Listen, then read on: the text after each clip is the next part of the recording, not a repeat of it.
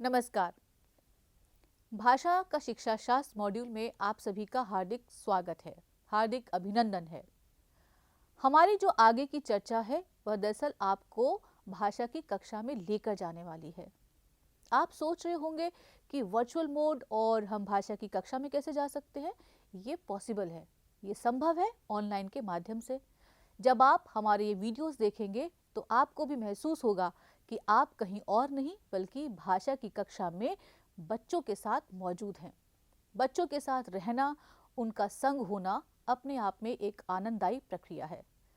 तो हम अपने अगले मॉड्यूल में और अपने अगले वीडियो में ये देखेंगे कि कक्षा 1 और कक्षा 6 में भाषा की कक्षा कैसी दिखती है, क्या होता है कक्षा 1 में और क्या होता है कक्षा 6 में। आप ये भी सोच रहे होंगे कि भाषा तो भाषा है और हम जब भाषा विकास की बात करते हैं या भाषा सीखने सिखाने की बात करते हैं तो चाहे कक्षा 1 हो या कक्षा 6 हो, उसमें सुनना, बोलना, पढ़ना, लिखना और सरोकार ये तो शामिल है। लेकिन हम ये अंतर कैसे करेंगे? तो यह अंतर जानने के लिए तो क्यों ना हम चलें भाषा की कक्षा में। तो आइए हम देखते हैं कक्षा 1 में भाषा शिक्षा की प्रक्रिया कैसे हो रही है। तैयार है? तो आइए चलते हैं कक्षा 1 में। आज हम एक कहानी पढ़ते हैं। इस कहानी का नाम है मैं भी। एक अंडा है, उसमें से अंडा फूटा तो एक छोटा सा बच्चा निकल रहा है। यही है बतख का बच्चा। लेकिन ये कौन है? यानी कि बतख के बच्चे के पास एक और अंडा है। एक और अंडे में से मुर्गी का चूजा निकला। मैं भी आ गया, चूजा बोला। यानी कि ये दो अंडे थे। एक अंडे में था बतख का बच्चा और दूसरे अंडे में था मुर्गी का चूजा। तो ये मुर्गी का चूजा बोलता है मैं भी आ गया, मैं घूमने जा रहा हूँ। बतख का बच्चा बोला मैं भी चलूंगा। चूजा बोला मैं गड्ढा खोद रहा हूँ। बतख का बच्चा बोला। अब आप देख रहे होंगे कि दोनों जो हैं बच्चे, यानी कि एक बतख का बच्चा और एक मुर्गी का बच्चा, दोनों कुछ खोदने में लगे हुए हैं। तो बतख के बच्चे ने बोला मैं गड्ढा खोद रहा हूँ, मैं भी खोदूंगा। चूजा बोला। यानी कि चूजा भी बतख के बच्चे की तरह गड्ढा खोदने लग गया। मुझे एक केचुआ मिला, बतख का बच्चा बोला। मुझे भी, ये चूजा बोला। अब बतख का बच्चा क्या बोलेगा? मैंने एक तितली पकड़ी, ये बतख का बच्चा बोला। अब बताइए कहानी में क्या होगा? क्या चूजा कहेगा कि मैंने भी तितली पकड़ी, या चूजा तितली नहीं पकड़ पाएगा? तो हम देखते हैं कहानी में क्या होता है। मैंने भी तितली पकड़ी, चूजा बोला। अब एक ही तितली है और तितली का एक सिरा पकड़ा है चूजे ने और उसका दूसरा सिरा पकड़ा है बतख के बच्चे ने। मैं तैरना चाहता हूँ, बतख का बच्चा बोला। मैं भी, चूजा बोला। अब ये तो दोनों बच्चे जो हैं नदी किनारे आ गए हैं। बतख का बच्चा तो नदी में तैर सकता है, लेकिन क्या चूजा नदी में तैर पाएगा? लेकिन चूजा तो हर काम वो करता है जो बतख का बच्चा करता है और हर बार वो बोलता है मैं भी, मैं भी, मैं भी। तो इसीलिए इस कहानी का नाम पड़ा है मैं भी। अब देखते हैं कि आगे क्या होता है। देखो मैं तैर रहा हूँ, बतख का बच्चा बोला। मैं भी तैरूंगा, ये चूजा बोला। उसने कहा मैं भी तैरूंगा। और फिर आवाज आती है बचाओ बचाओ। चूजा डूबते हुए चिल्लाया। ये कैसे हुआ? ये इसलिए हुआ क्योंकि चूजा पानी में नहीं तैर सकता। बतख का बच्चा तो तैर सकता है लेकिन चूजा नहीं तैर सकता। लेकिन चूजा जो है वो हर बार में कहता है मैं भी, मैं भी, मैं भी, और उसे हर्जाना भुगतना पड़ा मैं भी का, और वह पानी में डूबने लगा और जोर से चिल्लाने लगा बचाओ बचाओ बचाओ। बतख के बच्चे ने चूजे को पानी से बाहर निकाला। ये कितना मजेदार दृश्य है कि बतख का बच्चा किनारे पर है और चूजे को वह सिर से पकड़कर बाहर निकाल रहा है। आपने देखा कि भाषा की कक्षा में हम किस तरह से कहानी को विस्तार देते हैं। चाहे किसी कहानी का शीर्षक हो, चाहे कहानी में आने वाले पात्रों को नाम देना हो, या फिर ऐसी तमाम तरह की गतिविधियां हो जिसे करने में बच्चों को मजा आए। अब आप ये सोच रहे होंगे कि भाषा की कक्षा कहाँ हुई, हमने कहानी की व्याख्या नहीं की, हमने कहानी में जो शब्द आए हैं उनसे जुड़े हुए काम भी नहीं किए, तो ये कोई ज़रूरी नहीं है। पहली कक्षा में यह होना ज़रूरी है कि बच्चे कहानी सुने, बच्चे अपनी भाषा में कहानी सुनाएं और कहानी के जो पात्र आए हैं उनको तरह तरह के नाम दें। तो ये तमाम तरह की गतिविधियां बच्चों को भाषा सीखने सिखाने में मदद करती हैं। तो आइए देखते हैं कि भाषा की कक्षा में और क्या होने वाला है। आइए हम ये करके देखते हैं कि क्या तैरेगा, क्या डूबेगा। तो अब हमने सारा सामान तैयार कर लिया है, पानी भी रख लिया, पत्ते, फूल और शार्पनर, रबर, पेंसिल, बहुत सारा सामान हमने इकट्ठा किया है।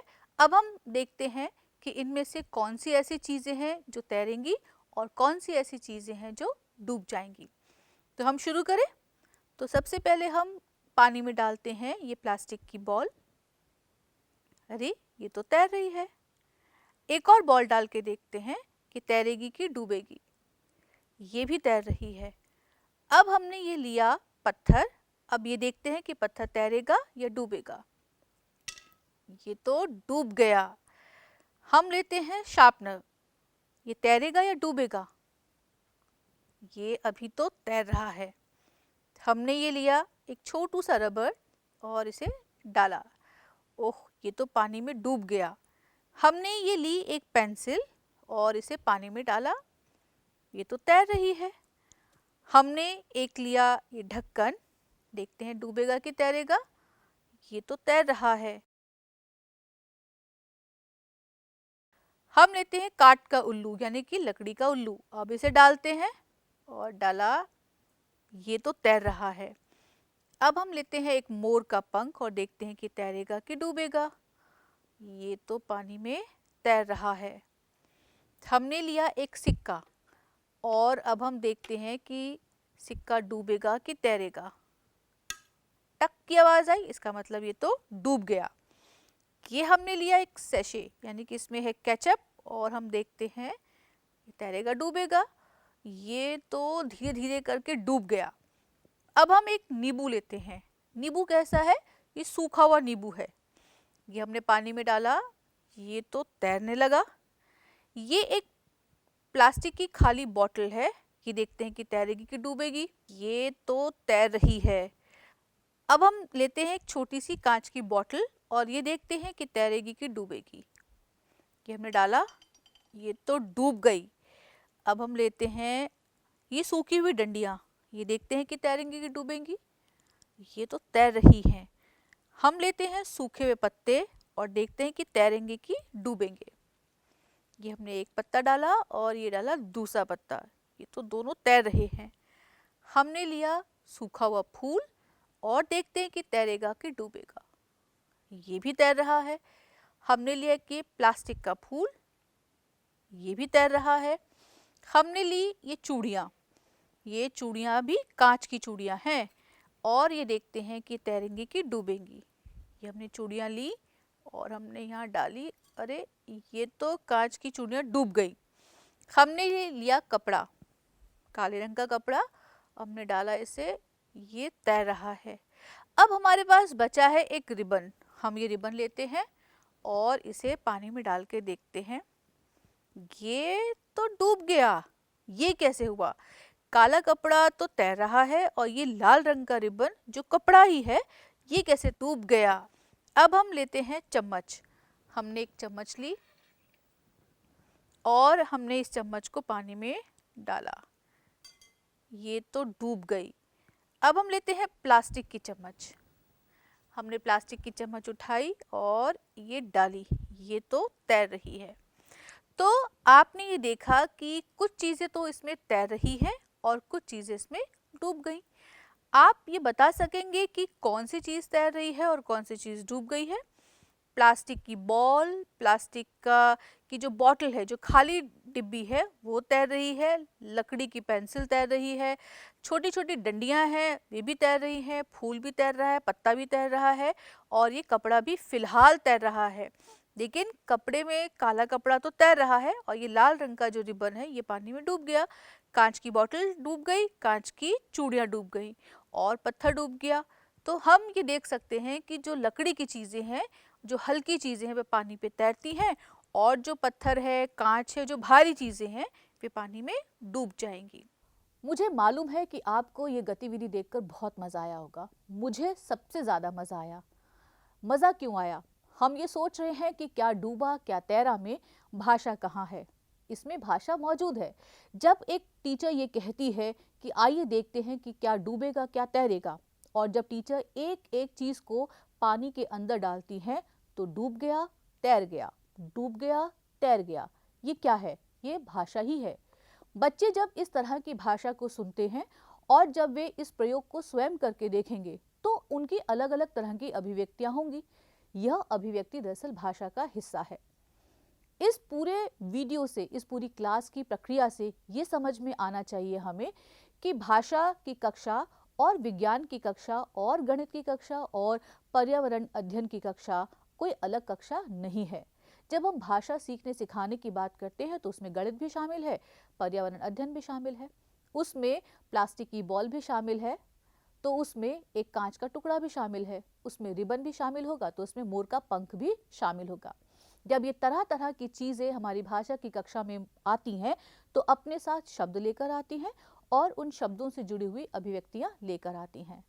तो मुझे उम्मीद है कि आपको यह समझ में आया होगा कि पहली क्लास में भाषा की कक्षा का स्वरूप क्या होता है। डॉक्टर नीलकंठ से हम ये जानने की कोशिश करेंगे कि किसी भी भाषा की कक्षा में कहानी और कविता के इर्द गिर्द क्या क्या ज़रूरी चीज़ें हैं जिन्हें जानना ज़रूरी है, और एक भाषा का शिक्षक या फिर भाषा के शिक्षक अपनी कक्षा में किस तरह से गतिविधियों को अंजाम दे सकते हैं। तो आप मेरे साथ तैयार हैं चलने के लिए कक्षा 6 में। तो आइए हम चलते हैं कक्षा 6 में। जिस कविता का चयन किया गया है उसका शीर्षक है वह चिड़िया जो, और कवि हैं केदारनाथ अग्रवाल। वह चिड़िया जो, वह चिड़िया जो चोंच मारकर दूध भरे जुंडी के दाने रुचि से रस से खा लेती है, वह छोटी संतोषी चिड़िया नीले पंखों वाली मैं हूँ। मुझे अन्न से बहुत प्यार है। वह चिड़िया जो कंठ खोलकर बूढ़े वन बाबा की खातिर रस उड़ेल कर गा लेती है, वह छोटी मुँहबोली चिड़िया नीले पंखों वाली मैं हूँ। मुझे विजन से बहुत प्यार है। वह चिड़िया जो चोंच मारकर चढ़ी नदी का दिल टटोल कर जल का मोती ले जाती है, वह छोटी गर्वीली चिड़िया नीले पंखों वाली मैं हूँ। मुझे नदी से बहुत प्यार है। तो आपने दोनों ही कक्षाओं के जो प्रोसेस हैं, जो प्रक्रियाएं हैं, उन्हें देखने के बाद ये अंदाज़ा लगा लिया होगा कि सुनना, बोलना, पढ़ना, लिखना कक्षा 1 में भी है और कक्षा 6 में भी है। कक्षा 1 में हमने कहानी पढ़ी, कहानी सुनी, और कक्षा 6 में हमने कविता सुनी, कविता का पाठ किया, और उसके इर्द गिर्द होने वाली तमाम गतिविधियों में हम एक्टिव रूप से शामिल रहे। सक्रिय भागीदारिता आपने महसूस की होगी। कि ये दोनों ही कक्षाई प्रक्रियाएं ये समझ बनाने में मदद करती हैं कि दरअसल भाषा सीखने सिखाने का मतलब यही है कि हम अलग अलग संदर्भों में अपने भाषा का प्रभावी प्रयोग कर सकें। जो तमाम तरह के भाषा प्रयोग हो रहे हैं उन भाषा प्रयोगों को अलग अलग अर्थ में, अलग अलग संदर्भ में समझ सकें और फिर अपनी भाषाई क्षमताओं का विकास कर सकें। आपने दोनों वीडियो में कहीं भी ये महसूस नहीं किया होगा कि भाषा सीखने सिखाने की प्रक्रिया अलग है और आकलन की प्रक्रिया एकदम अलग है। यही सबसे खूबसूरत हिस्सा है आकलन का। आकलन किस तरह से दबे पांव हमारी भाषा की कक्षा में दाखिल होता है, हमें इस बात का अंदाज़ा भी नहीं होता और ये अंदाज़ा बच्चों को भी नहीं होता। यही सबसे खूबसूरत हिस्सा है भाषा सीखने सिखाने की प्रक्रिया का और आकलन का। तो मुझे उम्मीद है कि आप सबको ये मालूम हो गया होगा कि हम अपनी कक्षाओं को कैसे खूबसूरत बना सकते हैं, कैसे सार्थक अवसर का हिस्सा बना सकते हैं और बच्चे किस तरह से अपनी भाषाई क्षमताओं का विकास कर सकते हैं। भाषा सीखने सिखाने की प्रक्रिया में जो बारीकियां आप सब के साथ साझा की गई हैं, मुझे उम्मीद है कि आप सब उन बारीकियों का ध्यान रखेंगे और अपनी कक्षा को, अपनी भाषा की कक्षा को एक खूबसूरत संसार का हिस्सा बना सकेंगे। नमस्कार।